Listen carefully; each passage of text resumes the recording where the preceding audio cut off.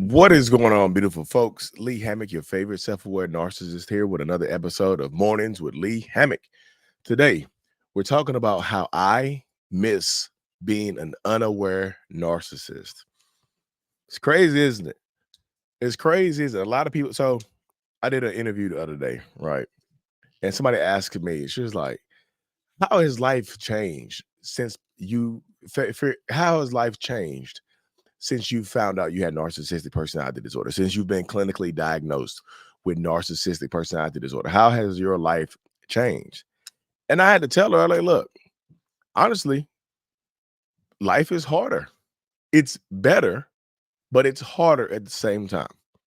And I know that doesn't make sense to a lot of people, but it's true for me. And I think it's true for a lot of narcissists, right? A lot of narcissists and toxic people, it's easier to be unaware, right? It's easier to not know what you have going on. It's easier to just be living your life the way you've been living it, even though you might be toxic, even though you might be abusive, even though your relationships might be consistently and continuously falling apart. It's just like sometimes, even with all of that, it's still easy. It's still easier than knowing what's going on, right? Narcissistic people, right? Like for me personally, I was 32 years old when I first entered therapy. 32. I was 32 years old when I first entered therapy for narcissistic personality disorder. So it would make sense with it, wouldn't it, for it to be easier for me to fall back on 32 years of behaviors that have made it got me this far. I was 32 years old. I was married. I had kids. I had a pretty decent job at the time. No, well, I was a real estate agent. So I wasn't doing too good, but I was paying the bills as a real estate agent. You know what I mean? I was handling it now. Uh, but I was doing real estate. I was doing pretty decently, right? So my life was okay. But like since I've been diagnosed, so when I before I got diagnosed, before I became aware, I only had one thought process. I only had one thought. It was like that thought was the thought I acted on. Right. Whatever thought came into my mind, that was my thought process. But for me right now, because I've been diagnosed and I've been working on myself for so long, it's like now I have competing thoughts all the time.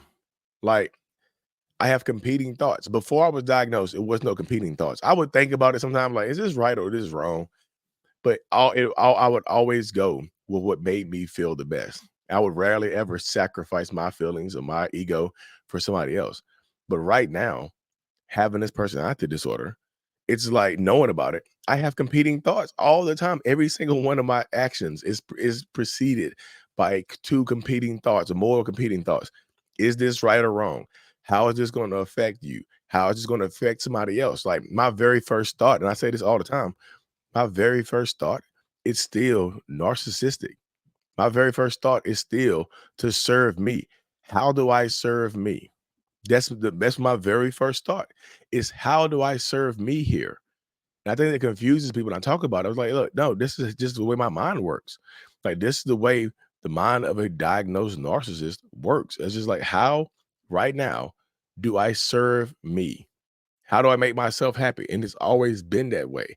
And I think that shocks people when that we are, like I said, I think it shocks people when they're out here when we're dealing with me. When they're dealing with me, when they're talking to me and getting to know me and things like that, and they understand, they get to know my platform. We go back and forth with stuff like that. A lot of people don't like, they don't realize how far it goes, how deep it goes. When you have this personality disorder, it's like I still think about serving myself first. But now because I'm diagnosed, I think about how it's going to affect other people every single time. Unless I'm really mad, it's just this is why I try to control my temper. And I tell y'all try to control your reactions because controlling your reactions is a superpower. Right? Controlling your reactions is absolutely a superpower for you to use against narcissists. But as a diagnosed narcissist, it's a superpower for me as well because this superpower allows me to just navigate my thoughts better. Because when I'm angry, my first thought is narcissistic and say the most hurtful, evil thing. I'm going to say that, regardless of how it feels. But now, again, it's still tough it's still tough because now, even after I say that angry, mean stuff, the competing thought comes later. And I now feel bad. Now I feel ashamed. Now I got to go apologize. You see what I'm saying? So it's still it's so, yo. And this is not me trying to, yo, this is not me trying to elicit sympathy from anybody. Trust me. This is me just letting the other narcissists know, other people know, like, yeah, it's tough being aware of the stuff that you do. It's tough being aware of your thought process and things like that. And it's also tough thinking about all the times you've hurt people. Like, it sucks, y'all. I mean, it really does. And yeah, it's my karma or consequences of my own actions. I get that. I understand that. But it still sucks. It can still suck at the same time, though, can't it? But like I said, I miss being unaware sometimes. I'd be laying on the couch, like, hey, I miss not having these competing thoughts. Do I? Do you really miss having competing thoughts? I have competing thoughts about missing having competing thoughts. You see what I'm saying? But it's a struggle. It really is. So not only am I like, so it is a struggle. But like I said earlier, it's harder being aware, but it's better because my life is better. I absolutely. People ask me, "Do you love your wife? Do you love your kids? Do you love your family?" Yes, yes, and they love me, and they see the work that I'm putting in. Like, they understand how hard it can be, and I don't ask them to feel sorry for me. If I do some BS, if I say some BS, hold me accountable. You know what I mean? Let's talk. My kids, I think my kids used to be afraid of me, and they still sometimes they might actually still have that thought process in their head. They're like, "Dad's gonna go crazy. Dad gotta be scared of that." No, you don't have to be scared of me. You know what I mean? So that's the thought process I'm trying to instill in them right now. Like, you don't have to be scared of your father. I'm your father, right? I'm your father, Darth Vader, literally Darth Vader. Um, but it's better because my relationships have gotten a lot better. My life has gotten a lot better. Overall, everything is better, y'all. I will say that from screaming from the rooftop. My life is better right now since I've been in therapy, 1,000%. But there are times when I'm tired. I'm just mentally and emotionally tired because my thoughts wear me down. They do. The competing thoughts and, like, serving other people, but, like, you get it. What do you get from it? What do you get from it? I feel good serving other people. So I get that. I have to focus on that. And then, like, y'all, and this crazy thing about it is, I don't expect to be rewarded when I choose the competing thought that serves other people, right? Because that's normal. That's a human being with compassion, right? That's my thoughts right there. I'd be like, then I have to pat myself on the back because to y'all, me choosing not to yell and scream at you is normal human stuff, right? But it's not normal to me. It's a choice. So I had to pat myself on the back. I don't expect my wife to. I could have yelled at you right there. You lucky I didn't yell. Aren't you proud of me? You see what I'm saying? That's stupid. It's asinine to try and think that she should be proud of me for not yelling at her when I shouldn't yell at her in the first place. It's how crazy that sounds. But again, that's how the mind works of a diagnosed narcissist. That's how it goes. This is the space that a lot of us fall into. Like, I want to help so many people. That's always been my goal, is to help as many people as I possibly can, right? It's always my goal.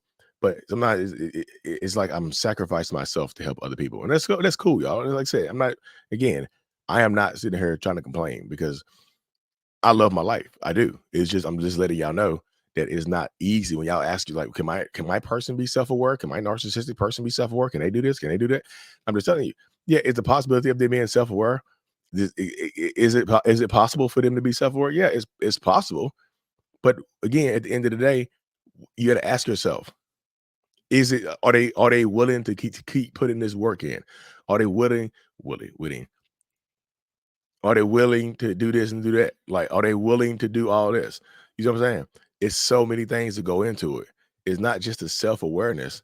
It's so many other things that go into it. It's the little things that go into it as well, y'all. So that's why I'm just trying to help raise awareness for this. Like, I'm telling you, if y'all watching this, you think you might be a narcissist, go to therapy. The competing thoughts, the struggle, it's worth it.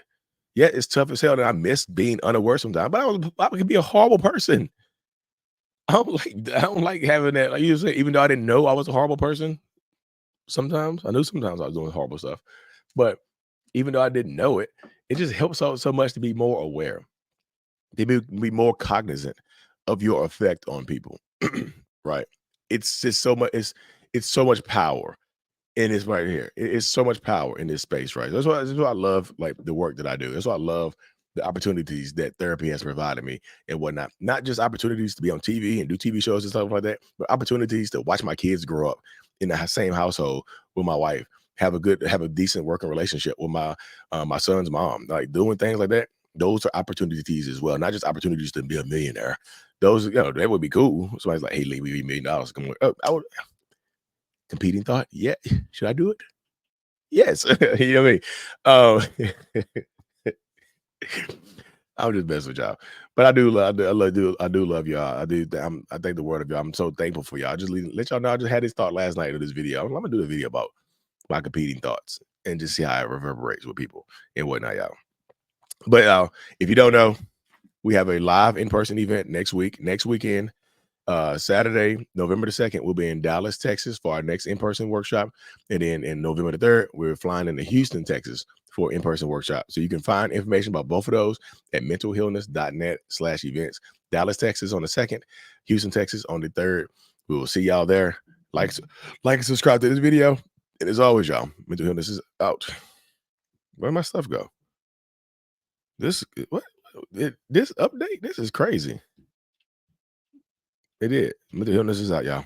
Peace. Thank you so much for making it to the end of my video. I am extremely grateful for you. Have no idea. If you haven't already, make sure you go ahead and subscribe to the channel. Helps reach more people. And click on the screen to watch another video or to browse through another playlist. There's also a link on the screen to check out my courses and my support groups to help you heal and understand what you've been through.